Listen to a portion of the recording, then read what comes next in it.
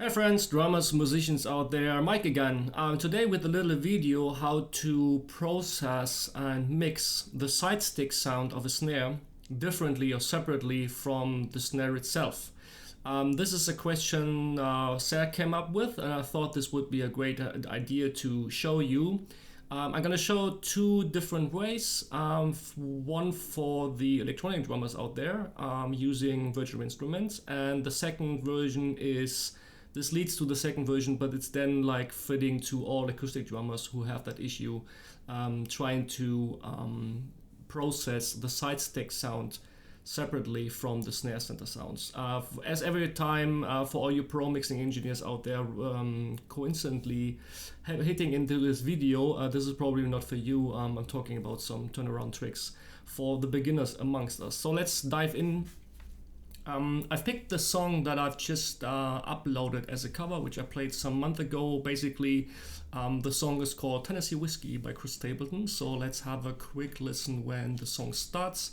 As usually, I use Superior Drummer. What I'm going to show you will probably fit to most virtual instruments, though it has a different approach, but I think you get the idea. So first, let's have a listen what the song sounds like.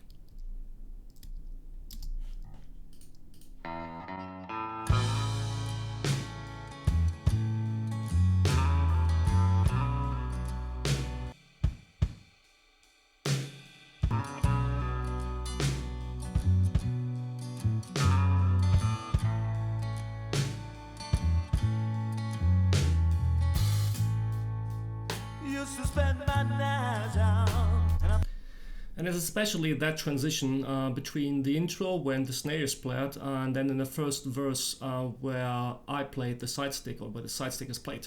So I'm gonna do this again, showing you here. This is the sample library I chose, the independent, Gretsch drums, Ludwig snare drum, one of my favorites, the Ludwig chrome over brass 6.5 by 14. That's the snare, and that's the stick sound. So here's the transition, just soloing the drums.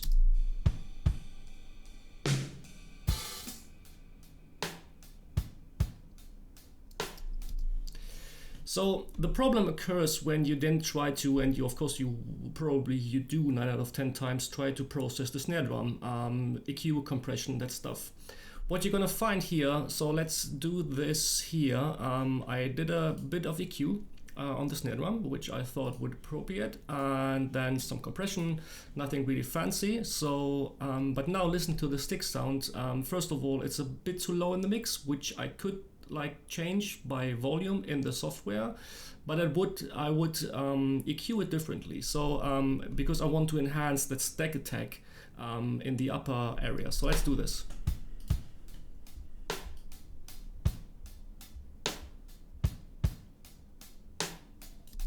So here, let's hear it in the mix, and I will come to the section when the problem will occur. So it's usually here at the end of the verse. Sorry for jumping here, when the snare kicks in back again. So remember, I EQ'd the stick sound right now here with this high EQ boost.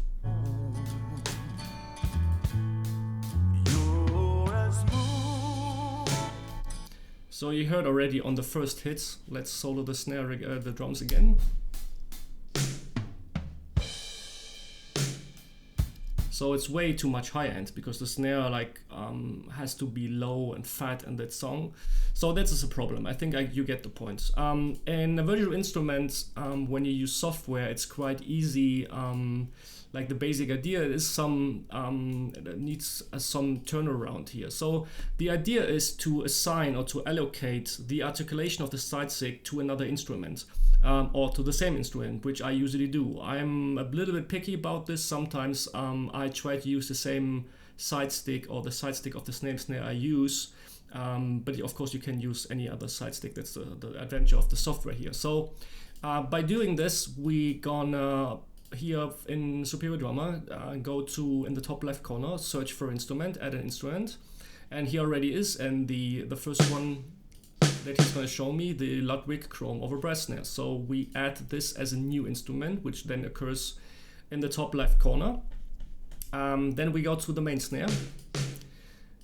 I delete the side stick articulation here, just the snare, and what I then have to do, I have to assign the side stick node, the MIDI node that's allocated to the side stick, to that new snare.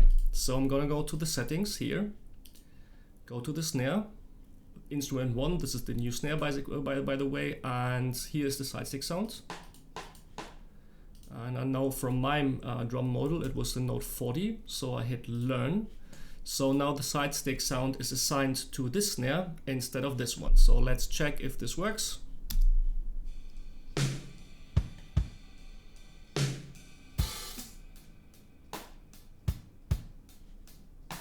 So we're here, now the side stick is coming from the new instrument, which is basically the same snare. But the idea behind this is Superior Drummer and most virtual instruments will do this because I added a new instrument, in this case the same snare, but it's a new instrument. So Superior Drummer made 2 additional channels for the new snare. So now looking at the output routing, which I usually do because I send the signals to my DAW, but you can stay within the software. Just pick another output here. So it's 2324, or let's say 2120. Oh, it's 20. It's right. So now the side stick sound comes through a different channel of this snare, so you can process them separately.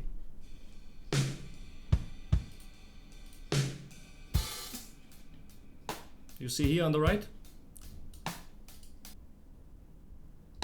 So it's just the snare coming through those 2 channels, and so you can process them separately. And what I did already here in my DAW, you see here on this channel, this is the main snare, and here on the right side it's the side stick sound.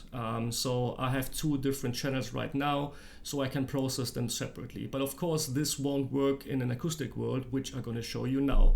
I will fast forward the video because it's quite boring to see. The idea is what I recommend anyways when using virtual instruments. Once you find your sound and you're happy with the instruments you've chosen, you can render this to basic audio files. This will save you a lot of CPU and RAM power. So this is what I'm gonna do now. We're gonna show you with the kick. Just right click here and Reaper, render tracks, or render tracks to mono because it's a mono signal, and mute the original. So then Reaper will start this little process window here. Depends of course on the length of the song and how many plugins you use. But what then will happen, and I will jump to the section here. You will see now I have a common audio file recorded from the kick drum. So I don't have to use the triggered kick anymore. And I will do this now with every instrument and then come back to the video. So now I did this with every single track. I've rendered the mono files to mono stems and the stereo files to a stereo track. So when I jump here to this view, you will see like the common waveforms that you see when you record your acoustic drums anyway. So of course I change the setting back again, which I showed you. So the snare now has the sidekick sound included. So let's have a listen on the snare on its own.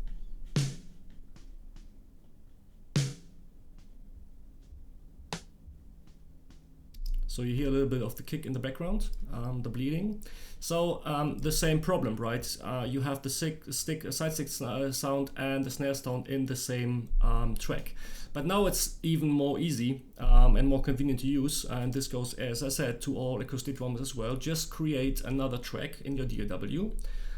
So I do this here. You see here now the new track shows up, and we call this side stick.